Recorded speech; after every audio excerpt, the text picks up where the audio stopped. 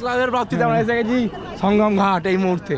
এই ছেলেটি আমাদের কুম্ভে এবার কিছু হারিয়ে গিয়েও কিছু পেয়ে গেল, আর কিছু মোক্ষ প্রাপ্তি করবো আমরা। কিছু হারিয়ে যাওয়ার পর এখন অবধি পাইনি। অমৃত পেয়ে গেছি ওই ঘাট চান করে আমি, আর এখানে মোক্ষ প্রাপ্তি করবো। এবার হচ্ছে সঙ্গমের জলে ডুব দিতে যাচ্ছি।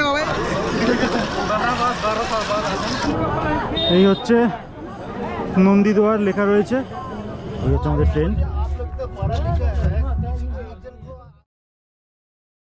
Hello, welcome back to Ganga channel. এখন আমি দাঁড়িয়ে রয়েছি হাওড়া স্টেশনে 8 নম্বর প্ল্যাটফর্মে। আর এখন আমরা যাত্রা করতে চলেছি প্রয়াগরাজ।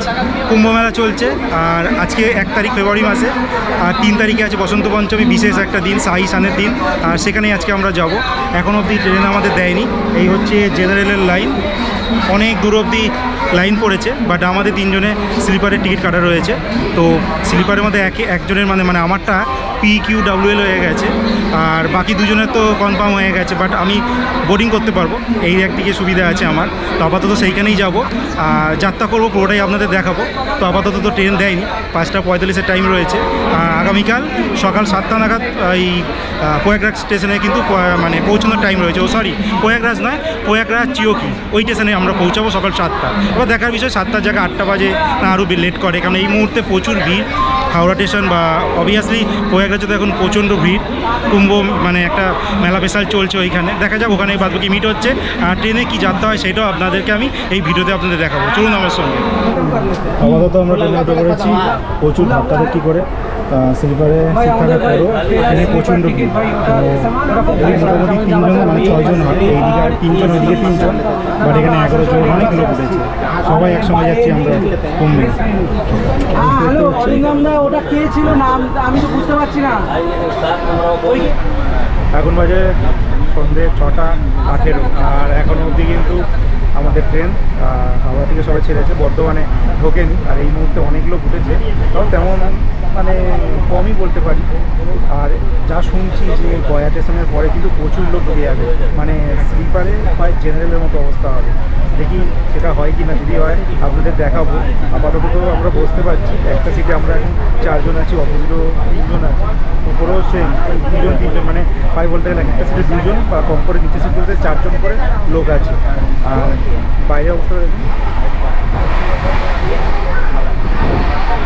তো আপাতত এই অবস্থা। এটা হচ্ছে হাওড়া থেকে সবাই ট্রেনটা ছেড়েছে 5:45, এখন 6:18। ওরা দেখার বিষয়, বর্ধমানে পৌঁছে তার পরবর্তী স্টেশনগুলোতে কেমন ভিড় হয় সেটা আপনাদের দেখাবো।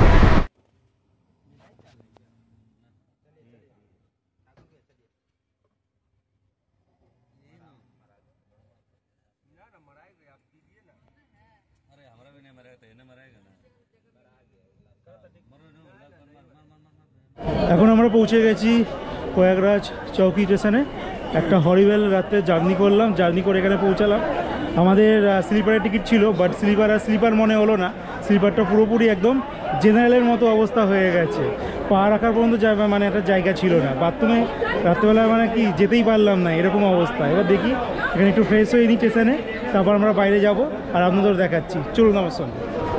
স্টেশন থেকে আমরা বাইরে বেরিয়ে গেলাম, এই হচ্ছে স্টেশনের প্ল্যাটফর্ম থেকে বাইরে বেরোলাম। এবার রওনা দিচ্ছি সেক্টর 21 উদ্দেশ্যে। এবার পুলিশওয়ালারা যারা এখানে ছিল তাদেরকে জিজ্ঞাসা করলাম যে আমরা যে এখান থেকে গাইডের কিছু ব্যবস্থা আছে কি না। ওরা বললো যে 100 মিটার দূরে গেলেই নাকি ওখান থেকে টোটো বা কিছু পেতে পারি।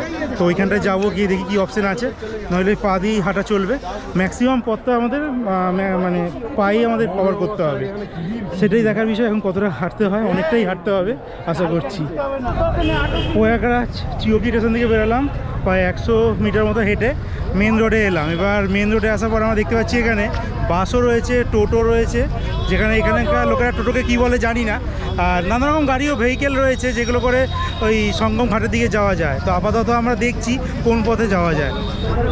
তো আপাতত আমরা এখন টোটোতে চেপেছি, আর এই টোটো 500 টাকা ভাড়া নিচ্ছে। আমরা 10 জন রয়েছি, 50 টাকা করে পার হেড। আর এই টোটো কিন্তু আমাদের পুরো সঙ্গম ঘাট, যেখানে সানের ঘাট, সেখানে নামাচ্ছে না, তার থেকে ঠিক 3 কিলোমিটার আগে আমাদের নামিয়ে দেবে। আর সেখান থেকে মানে 3 কিলোমিটার আগে নামিয়ে দেবে, সেখান থেকে আমাদের হেঁটে যেতে হবে ওই সঙ্গম ঘাটের দিকে।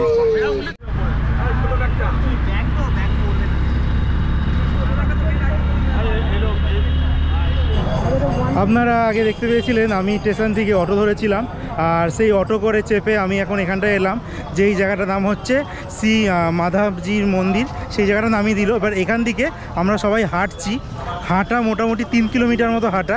আমরা সেক্টর 21-এর দিকে যাব, আর সেখানেই আমাদের একটা মানে টেন্ট আছে, আগে থেকে বুক করা আছে। সেই টেন্টে গিয়ে আমরা আজকে রাতটা থাকবো। আজকেও স্নান করব, আগামীকাল মানে 3 তারিখ সাই স্নানের দিন, তো সেই দিনকেও কিন্তু আমরা স্নান করবো। আর সেদিনকে জানেন 3 তারিখ কিন্তু বসন্ত পঞ্চমী, আর 2 তারিখ থেকেই শুরু হয়ে যাচ্ছে। 2 তারিখে মোটামুটি 12টা থেকে মনে হয় শুরু হয়ে যাচ্ছে, এক্স্যাক্টলি জানি না। আমি তার জন্য আজকেও স্নান করবো, কালকেও স্নান করব। আজকে 2 ফেব্রুয়ারি, আর আজকেই বসন্ত পঞ্চমী। 12:30টার সময় মোটামুটি বসন্ত পঞ্চমী পড়ে গেছে। আর আগামীকাল মানে 3 ফেব্রুয়ারি, ওই দিনকে হচ্ছে মানে সাই স্নানযাত্রা রয়েছে। তো প্রচণ্ড ভিড় হবে, সেই সুযোগ পাবো কিনা জানি না, বাট ওই জন্য আজকে আমি স্নান করে নিচ্ছি। আর 1 নম্বর পুলটা বন্ধ আছে, 2 নম্বরটাও বন্ধ। এবার শুনছি 3 নম্বরটা খোলা রয়েছে, দেখা যাক ওখানে পারি কিনা। এখন ওই দিকেই যাচ্ছি, গিয়ে আপনাদের দেখাচ্ছি যে জায়গাটা কেমন, কি পরিস্থিতি রয়েছে জায়গাটা আপনারা দেখতে পারবেন। কারণ এনাদের এক একটা গেট সব সময় খোলা থাকে না, কোনো গেট এখন খোলা তো একটুখানি পরই আবার বন্ধ হয়ে যায়। এই একটা সিচুয়েশান কিন্তু এদের মধ্যে থাকে। আমরা স্নান করার আগে এই মহাকুম্ভে যখন আমরা স্নান করতে এসেছি এই সঙ্গমে, তো তার জন্য এরকম বস্ত্র আমরা নিচ্ছি, আমার আনা হয়নি। আর এটাই উচিত, কারণ গামছা পরে সঙ্গমে স্নান করাটা ঠিক নয়, তাই আমি এইগুলো নিচ্ছি।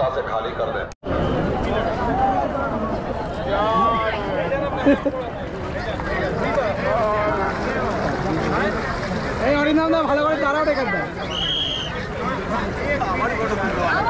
ভালো আসেনি। এবার আমরা ও পরে যাবে, আমি আগে যাচ্ছি। এবার হচ্ছে সঙ্গমের জলে ডুব দিতে যাচ্ছি। কে ধরতে হবে, কিছু করার নেই, এক এক করে যাবো। জয় মা গঙ্গা কি।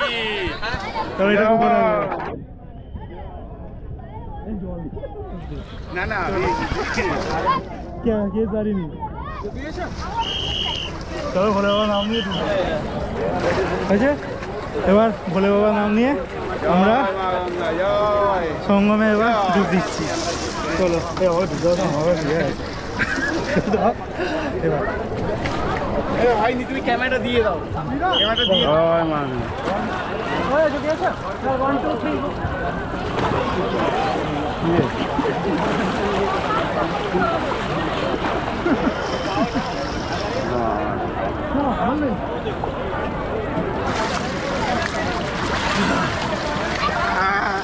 জয় মা গঙ্গা জয়।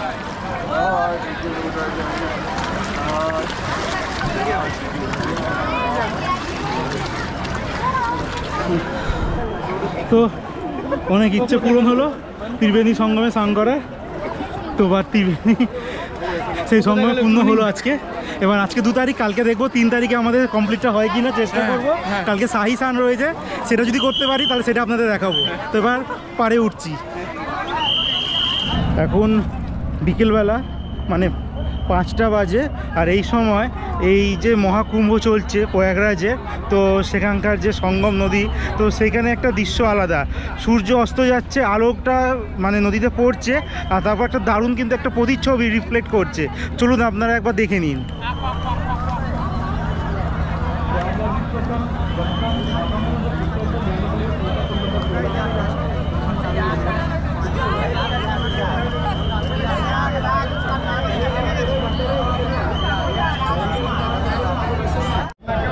আপনাদেরকে এই কুম্ভ মেলা সম্পর্কে একটা তথ্য দেব, যে তথ্যটি হচ্ছে কুম্ভ মেলা ক রকমের হয়। আমরা কুম্ভ মেলা এখানে 4 রকমের দেখি। আর যেটা 4 বছর অন্তর হয় সেটাকে বলা হচ্ছে কুম্ভ মেলা। 6 বছর অন্তর যেটাকে বলা হয় সেটা হচ্ছে বলে অর্ধ কুম্ভ মেলা। আর 12 বছর অন্তর যেটা হয় সেটাকে বলে পূর্ণ কুম্ভ মেলা। আর যেটা 144 বছর পর হয় সেটাকে বলা হচ্ছে মহাকুম্ভ মেলা। আর এইটাই এই 2025 সালে কিন্তু এখানে হচ্ছে, মানে প্রয়াগরাজে হচ্ছে, যেটা হচ্ছে 144 বছর পর মহাকুম্ভ মেলা। আর এই মহাকুম্ভ মেলা 144 বছর পর হয়। আর ভারতের এই 4খানা জায়গা আছে যেখানে এই যে মানে 4 বার, 6 বার, 12 বার, এই 144 বার যে কুম্ভ মেলাগুলো হচ্ছে, এই 4টে জায়গায় হয়। কোন কোন জায়গায়? একটা হচ্ছে এই প্রয়াগরাজ, হরিদ্বার, নাসিক, আর হয় উজ্জয়নে। এখানে দেখতে পাচ্ছেন যে গাড়িগুলো রাস্তায় কিন্তু জল ফেলছে, কারণ এই জন্য যে প্রচুর ধুলো উঠছে, যার জন্য বারবার জল দিচ্ছে যাতে ধুলোগুলো না ওঠে। বাট কোনো লাভ নেই, এত লোকের সমাগম হচ্ছে যে তারপর আবারও কিন্তু সেই অবস্থায় ফিরে আসছে। আমি এখানে একটা দোকানে চা খাচ্ছিলাম, এবার চা খেতে খেতে আমাদের সামনে একটা ভাই, এই যে এই ভাই বলে যাবে বাদ कर सकते हो एक्चुअली ये भाई मेरे पास आया, মানে আমার পাশে এসছে। তো আসার পর আমাকে বলছে যে বেঙ্গলি কি না, হ্যাঁ কী করে বুঝলে? আমার বেঙ্গলি টোন দিকে, ওর বাড়ি হচ্ছে মধ্যপ্রদেশ ইন্দোর। আপনার ঘর ইন্দোর হ্যাঁ না? তো বেঙ্গলি জানি। আচ্ছা, ও বলছে বেঙ্গলি জানে, তো সেটাই ওকে দেখছিলাম। আর ও ভালো করে একটা লাগলো, বলছে আমি আমার একটা বেঙ্গলি ফ্রেন্ডকে ননভেজ ও খায়, তো ওকে আমি ছাড়িয়ে দিয়েছি। ওর বয়স খুব বেশি না, 20 বছর বয়স, আর ওর দোস্ত যে মানে বন্ধুর বয়স হচ্ছে 17 বছর, 17। আর ওর মোচটা কিন্তু দারুণ লেগেছে, দেখুন এরকম দেখবে আমার বন্ধু। হ্যাঁ, আর নিজেকে এসেই ফার্স্টে বলছে আমি একজন সনাতনী। বেশ খুব ভালো লাগলো, বহুত আচ্ছা লাগলো, ভালো লাগলো। এই যে আপনাদের বলছিলাম যে গাড়ি করে জল দিচ্ছিল, দেখুন এই গাড়িগুলো রাস্তায় কিন্তু জল ফেলতে ফেলতে যাচ্ছে, যাতে এখানে ধুলো যেন না ওড়ে, তার জন্য।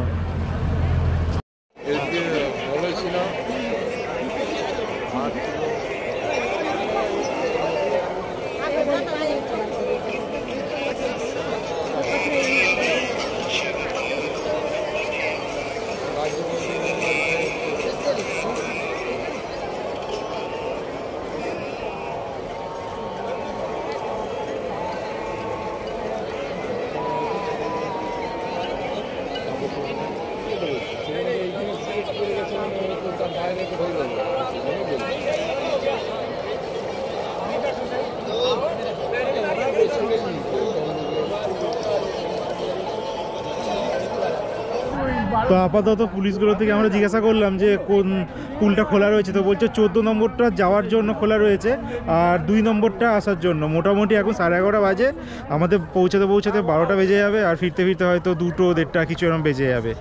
দেখা যাক কখন আমরা ফিরতে পারি, তো সেইটা আপনাদের জানাবো। সঙ্গে থাকুন আপনারা ব্লগটিতে। এখন আমরা এসে পৌঁছেছি ত্রিবেণী সঙ্গম ঘাটে।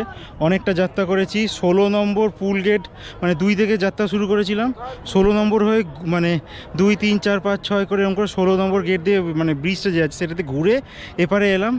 আসার পর এখানে এই অবস্থা। এখন রাত্রি প্রায় 1টার কাছাকাছি বাজে, আর এখনই স্নান করবো, মানে 3 তারিখ আজকে ফেব্রুয়ারি মাসে।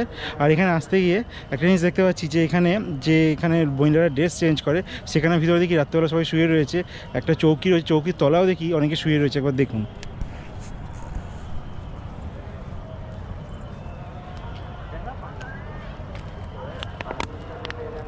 ওই যে দূরে দেখতে পাচ্ছেন যেখানটা জামাকাপড় চেঞ্জ করে, ঠিক ওই জায়গাটা দেখুন সবাই শুয়ে রয়েছে। আর এই হচ্ছে ব্রিজ, দুখানা ব্রিজ। রাতের খুব সৌন্দর্য লাগছে, কিন্তু এই লাইট পড়েছে, মানে লাইটের আলো পড়ার জন্য কিন্তু খুব সৌন্দর্য লাগছে রাতের বেলা এই ত্রিবেণী সঙ্গম ঘাটটি। যাই হোক, রাত্রি অনেকটাই বাজে, আমাদের কালকে সকালে আবার বাড়ির উদ্দেশ্যে রওনা দিতে হবে, তার জন্য আজকে রাতেই আমরা স্নান করব। আর 2 তারিখে তো করেছিলাম সঙ্গম ঘাটে ওইখানে, আর বসন্ত পঞ্চমী তো লেগে গেছে, তো আপাতত আজকে এই রাতের বেলা আমাদের স্নান করতে হবে ঠান্ডার মধ্যে। ত্রিবেণী সঙ্গম ঘাটের দিকে যেতে গিয়ে যে ব্রিজটা পড়লো, উপর দিয়ে যানবাহন যাতায়াত করে, আগের ব্রিজটা দিয়ে ট্রেন যাতায়াত করে। ব্রিজে যে পুলগুলো দেখতে পাচ্ছেন, এখানে দেখুন শিব ঠাকুর একটা ছবি কি সুন্দর রেখেছে, এখানে গণেশ ঠাকুর আছে, এরকম করে দেখুন কালী মা আছে, সব ঠাকুরের ছবিগুলো এখানে তুলে ধরা হয়েছে। এই হচ্ছে নন্দীদুয়ার লেখা রয়েছে, আর একটুখানি গেলেই আমরা সামনে পেয়ে যাব ত্রিবেণী সঙ্গম ঘাট। তো সেই দিকে এগিয়ে চলেছি, রাত অনেকটা হয়ে গেছে, প্রায় 1:30 বাজতে চলে।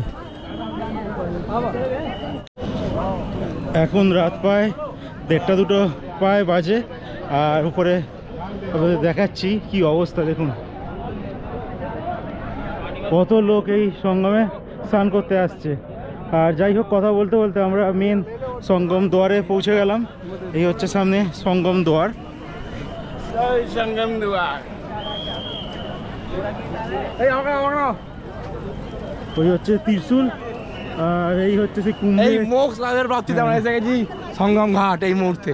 এই ছেলেটি আমাদের কুম্ভে এবার কিছু হারিয়ে গিয়েও কিছু পেয়ে গেল, আর কিছু মোক্ষ প্রাপ্তি করবো আমরা। কিছু হারিয়ে যাওয়ার পর এখন অবধি পাইনি। অমৃত পেয়ে গেছি ওই ঘাটে চান করে আমি, আর এখানে মোক্ষ প্রাপ্তি করবো। অনেকটা হেঁটেছি, এখন প্রায় 11:30 বাজে।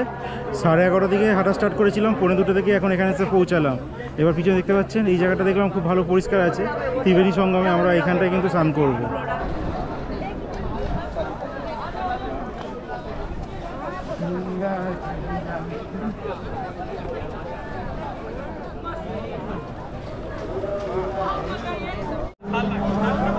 দুই টাকা এগিয়ে গেছে মোক্ষ প্রাপ্তির জন্য, একদম এগিয়ে। তার আগে অমৃত পেয়ে গেছে, তার আগে অমৃত পেয়ে গেছে। আগের ঘাটে চান করে সকালবেলা, তাও হয়নি। মোক্ষ প্রাপ্তির জন্য এই ঘাটে এসছে আবার। একদম একদম।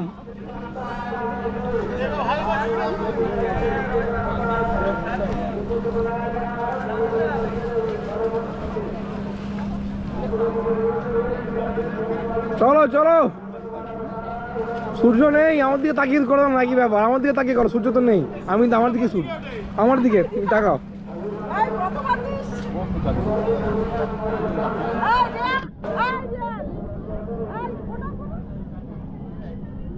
আরে সূর্য এইদিকে ছিল তো, আরে এইদিকে ওঠে, এইদিকে। চলো চলো চলো চলো।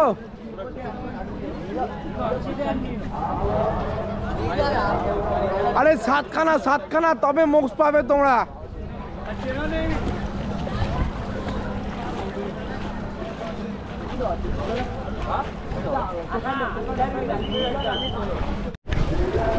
ফাইনালি আমাদের স্নান কমপ্লিট ত্রিবেণী ঘাটে। রাত্রেবেলা স্নান কমপ্লিট হয়েছে, 2:30 বাজে এখন রাত্রেবেলা। আর এবার আমরা রওনা দেবো আমাদের টেন্টের দিকে। পাহাড় ওখানে ঘন্টা দুয়েক মতো আবারও হেঁটে যেতে হবে, চারিদিক দিয়ে ঘুরে ঘুরে যেতে হচ্ছে। কখন কোন রাস্তা বন্ধ করে দেয় বলা যাচ্ছে না। তো যাই হোক, ট্রেনটা কিন্তু আপনাদের দেখানো হয়নি যে আমি কোন ট্রেনটা আছি আর কেমন কি, তো সেটা একবার আপনাদের দেখিয়ে দেবো। আগামীকাল সকাল হোক, সকালবেলা আপনাদের দেখিয়ে দেবো। আপনারা যারা এই প্রয়াগরাজে আসছেন তারা কিন্তু আপনারা এই ট্রেনগুলোতে থাকতে পারেন। ট্রেন ভাড়া মোটামুটি 200, 300, 500 এরকম রেট নেওয়া হয়। পিক যেটা মানে সাই সান হয়, তো সেদিনকে এরা 500 টাকা 400 টাকা চার্জ করে, বাট এমনি সময় কিন্তু এরা 200 টাকা 300 টাকা এরকম নেয়। তো আমি ছিলাম এই সামনে একটি টেন্টে ছিলাম, আমাদের 400 টাকা করে নেওয়া হয়েছিল। আর রাতের বেলা খাবারটা আমরা এখান থেকে খেয়েছিলাম। আমাদের 80 টাকা মিল নেওয়া হয়েছিল, যেখানে আমাদের ভাত দিয়েছিল, সঙ্গে পুরি দিয়েছিল, একটা মিক্স সবজি ছিল যেখানে আলু, আপনার কড়াইশুঁটি আর ফুলকপির একটা সবজি আর চাটনি দেওয়া হয়েছিল। তো এইটা 80 টাকা নিয়েছিল। খাবার ভালো করেছে, টেস্ট ছিল, আর আনলিমিটেড ছিল খাবার, আপনি যত খুশি খেতে পারেন। এবার আমি আপনাদেরকে যে ট্রেনটা আমি ছিলাম সেই ট্রেনটা একবার আপনাদের আমি দেখিয়ে দিচ্ছি। এই হচ্ছে আমাদের ট্রেন। এবার ট্রেনটির ভিতরে দৃশ্যটা একবার দেখাচ্ছি। এখানে অনেক লোক একসঙ্গে আমরা ছিলাম, সবাই আমাদের পরিচিত। এই হচ্ছে আমাদের ট্রেন।